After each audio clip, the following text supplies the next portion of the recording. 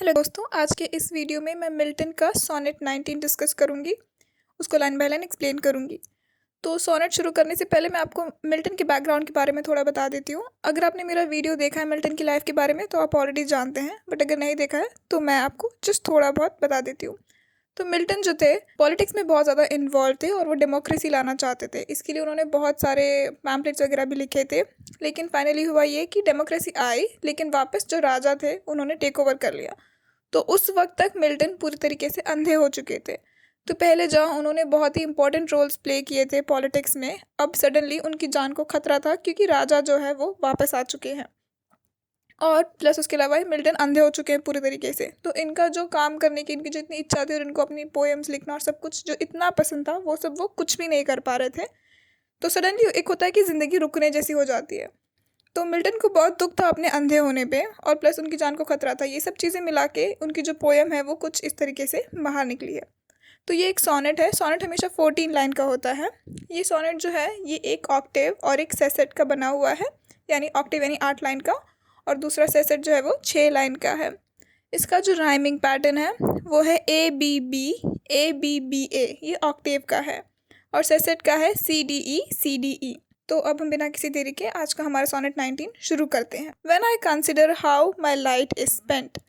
जब मैं सोचता हूँ कि मेरी जो रोशनी है, लाइट की जो बात चल रही है वो आंखों की रोशनी की बात चल रही है। कह रहा है कि मैं ये सोच रहा हूँ कि मेरी जो आंखों की रोशनी है वो पूरी कहाँ मैंने खर्च कर दी, कहाँ ख़त्म कर दी मैंने। और half my days in this dark world and wide.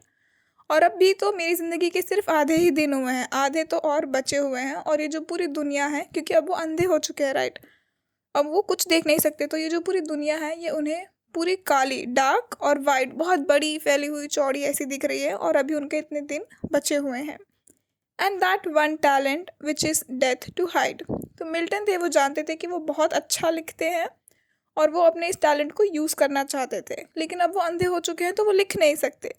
तो वो कह रहे हैं कि मेरा ये जो एक टैलेंट है उसको छुपाना मतलब मौत के बराबर है, मेरे लिए मौत के समान है। लॉज विथ मी यूजलेस दो माई सोल मोर बेंड। अब ये जो मेरा टैलेंट है ये मेरे अंदर दबा हुआ है, और मेरी जो आत्मा है ये भी मुड़ रही है, इधर उधर जा रही है। कहाँ जा रही है मेरी आत्मा? To serve therewith my maker. मेरी आत्मा है जो वो जाना चाहती है सर्व करने के लिए मेरे मेकर को। मेरा मेकर कौन हुआ? भगवान। मेरी जो आत्मा है वो भगवान को सर्व करना चाहती है। And present my true account. और उनको सर्व करके मेरा जो सच्चाई है वो उन्हें बताना चाहती है। लेस्ट ही रिटर्निंग चाइल्ड। वो उनको सब कुछ बताना चाहती है ताकि वो मुझे डांटे नहीं। चाइल्ड मतलब चिल्लाना या डांटना होता है, ताकि वो मुझे डांटे नहीं। मैं उन्हें सर्व करना चाहता हूँ ताकि वो मुझे कुछ बोले ना। Doth God exact day labour light denied. अब वो भगवान से सवाल पूछ रहे हैं। डॉथ यानी डू। तो क्या भगवान चाहते हैं कि मैं मेहनत करूं? डे लेबर यानी काम करूं, मेहनत करूं। लाइट डिनाइड यानी जो देख नहीं सकते, क्योंकि अब मैं अंधा हो चुका हूं, मैं देख नहीं सकता हूं, फिर भी भगवान चाहते हैं कि मैं इतनी मेहनत करूं। आई फॉन्डली आस्क। मैंने उनसे प्यार से पूछा, मैंने गुस्से से नहीं, प्यार से पूछा। फॉन्डली मतलब प्यार से पूछा। But patience to prevent that murmur. लेकिन मेरा जो पेशेंस है, तो मेरे पेशेंस ने मुझे रोका। मर्मर यानी जो हम भुनभुनाते हैं गुस्से से, देखिए मेरी पेशेंस ने मुझे रोका और मुझे सून रिप्लाई किया। Soon replies.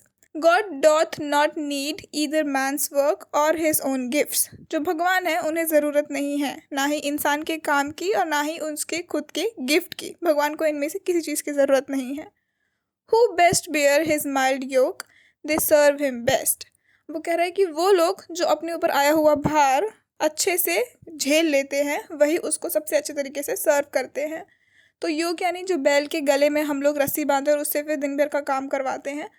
तो वैसे ही जब किसी इंसान के ऊपर बोझ आता है, यानी कोई परेशानी आती है, जैसे मिल्टन के ऊपर आई कि वो अंधे हो गए, लेकिन उसके बाद भी अगर वो इस बोझ को अच्छे से झेल लेंगे तो वही भगवान को सबसे अच्छे तरीके से सर्व करेंगे। His state is kingly. वो जो भगवान है उनका जो स्टेट है वो एकदम राजा महाराजाओं की तरह है। Thousands at his bidding speed and post o'er land and ocean without rest. जो हज़ारों लोग हैं, हज़ारों लोग वो उसके आगे खड़े हैं और उनके एक इशारे पे वो ज़मीन और ओशन को क्रॉस कर जाएंगे विदाउट रेस्ट। बिना रुके उसके एक इशारे पे ये लोग ज़मीन और ओशन को क्रॉस कर जाएंगे। They also serve who only stand and wait. तो ये लोग तो सर्व कर रहे हैं जो कि भगवान के एक इशारे पे सब ज़मीन और समंदर पार कर जाएंगे, लेकिन वो भी सर्व कर रहे हैं जो सिर्फ रुक के इंतज़ार कर रहे हैं, क्योंकि अब मिल्टन को भी सिर्फ रुक के इंतज़ार करना है भगवान के अगले ऑर्डर का।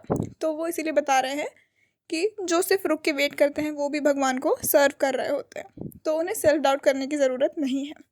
और इसी के साथ ये सोनेट यहाँ ख़त्म हो जाता है। ये सोनेट और बाकी भी मिल्टन की पोएम्स अच्छे से समझने के लिए आपको उनकी लाइफ के बारे में पता होना ज़रूरी है। तो उस वीडियो की लिंक मैं यहाँ डिस्क्रिप्शन में ऐड कर रही हूँ। इसी के साथ जो सोनेट 23 है वो भी बहुत इंटरेस्टिंग है, और इसी के साथ का वो सोनेट है, तो उसकी लिंक भी मैं यहाँ डिस्क्रिप्शन में ऐड कर रही हूँ। अगर आप चाहें तो वहाँ से चेक कर सकते हैं।